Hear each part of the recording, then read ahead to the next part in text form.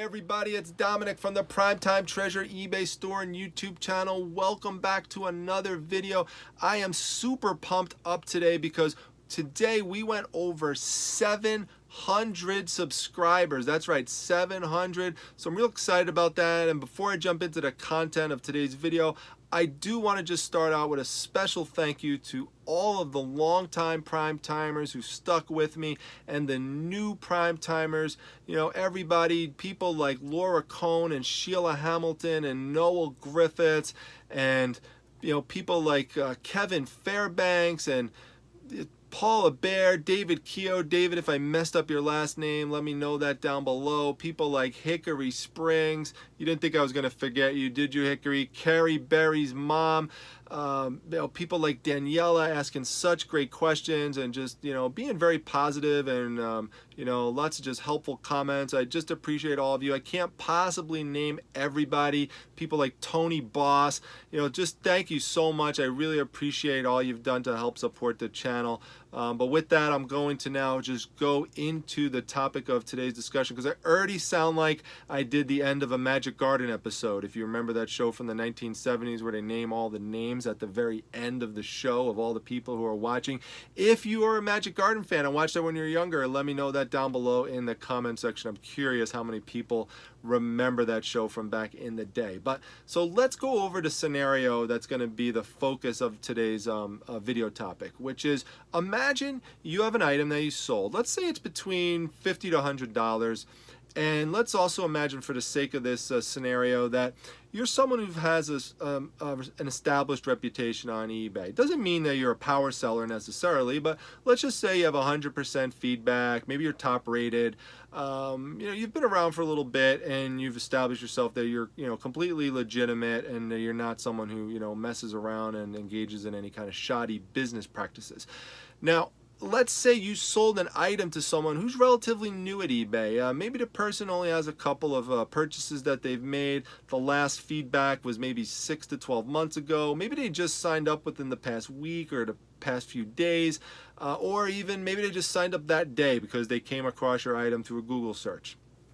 So you send the item out to the person gets the item, and they issue a return request. They want to send the item back to you either because it doesn't fit, they don't like the condition, they say item not as described, buyer's remorse, whatever the case may be, they want to return it. And you accept the return, and you're doing free return, so you pay for the shipping to get the item back to you. Of course, you already paid the shipping maybe to get it over there. A lot of people do free shipping. So, you know, now you're out both shippings pretty much. So you get the item back, and you open it up, and it's a box of rocks, let's say, or that's what's inside the package. Or maybe it's a bunch of, you know, cut up pieces of paper, or maybe it's a bunch of batteries or something like that. So bottom line is it's junk. You get sent back junk and it's not what you sent the buyer. And you're obviously very concerned because now you're realizing that someone's trying to scam you. And if you think we've entered the twilight zone, we kind of have, because this is what happens sometimes on eBay. It doesn't happen a lot, at least in my experience, for an individual seller, but it does happen enough that it's happened to people I know who sell on eBay. And if you're not prepared on how to deal with it, let me tell you how the situation normally will play itself out.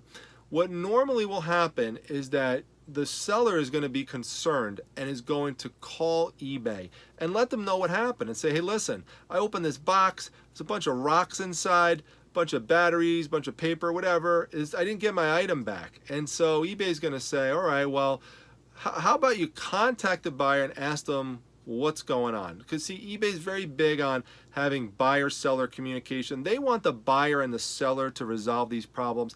They don't want to be involved in really resolving it if they don't have to, because it just takes up extra time and resources, and that all equals money. So they just want you to try to figure it out and work it out amongst yourselves. In many cases that can happen, but in this situation, that's very unlikely to happen. So, but you go ahead, you dutifully do what the eBay representative tells you, and after a couple days you don't hear any response. So what do you do next? Obviously you call eBay again.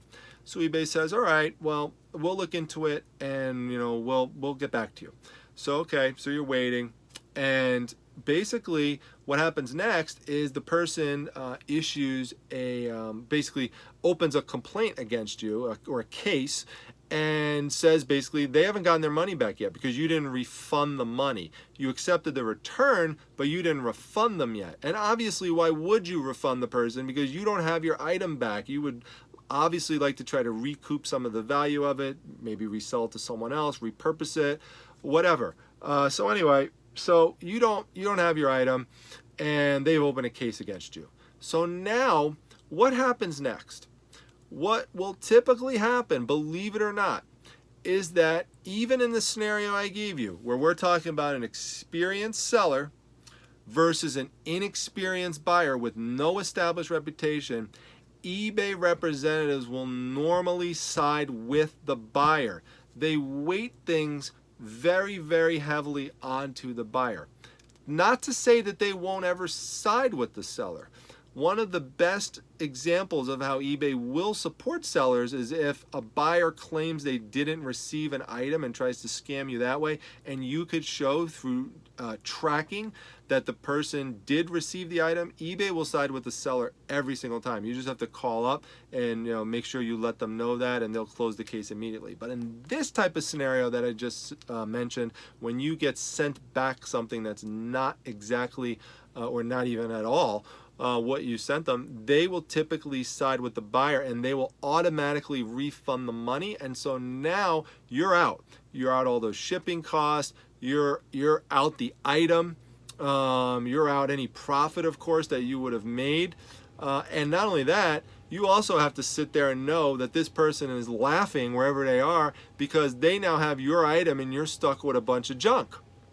So what can you do in that situation to try to prevent that from happening? Well, one thing that you can do is you have to really be very proactive with this. So one of the things it's important to do is make sure when you're sending your item out to the buyer that you save your receipt and you save your documentation on it where it shows how much the item weighed when you sent it to them, because that's approximately how much it should weigh when the item gets sent back to you. So if there's a significant discrepancy in the weight, that's something that you could take pictures of, photographs of, and send that documentation into eBay. And in some instances, that alone can be enough to save you in that situation and get the case decided in your favor. But what happens if the item that gets sent back to you, because trust me, there are a lot of buyers who complete these scams that are onto that and know that's a possibility. They send something back that's very, very close, very similar in weight, specifically because of that. So what happens in that scenario? Normally the way eBay will handle that is they're going to say, listen, we don't know what happened when you opened that box because we weren't there. We weren't there when you opened it, so we don't know if you put the rocks there. Now let me take a step back for a second. And this is where common sense does need to kind of fit into the equation here for eBay. This is something that Craigslist Hunter mentioned last night or 2 nights ago in one of his videos, in which he described a similar scenario that happened to him. And one of the points he made was, this is absolutely ridiculous that eBay's not taking context into account. If you're an established seller who's calling up about this and saying you received a bunch of rocks, and there's someone at the other end who's brand new, doesn't even really have any established feedback, how do you possibly side with the buyer in that scenario? So that's something eBay really does need to work on going forward. You just cannot have a policy that is blindly following buyers and not taking context into account when making judgments and decisions. There are judgment calls that have to be made, but that is something, the reputation of the seller versus the buyer should definitely be something that's factored into it. But right now, that's not the case. That's not the scenario. eBay really hasn't kind of worked itself up to that yet. So until they do, what's the next thing that you could do to protect yourself? And that's where we get into the title of this video. I would highly advise you that no matter who it is who's sending you a return, From the moment you pick that return up and bring it into your house or your residence to open it up, that you have your video camera on, and you have someone else taping you, and or set up the tripod or whatever, and you basically talk the camera through it, and you say, okay, this is the item that I expect back. It's a bunch of books, a bunch of clothes.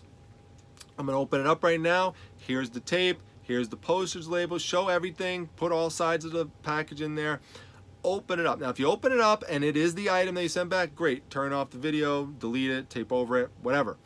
But if it is not the item and you are being the victim of a scam, this is the single best way to prove to eBay what actually happened. Because what you could then do, because this should not be a long video clip, you could trim it for some reason if you made it long.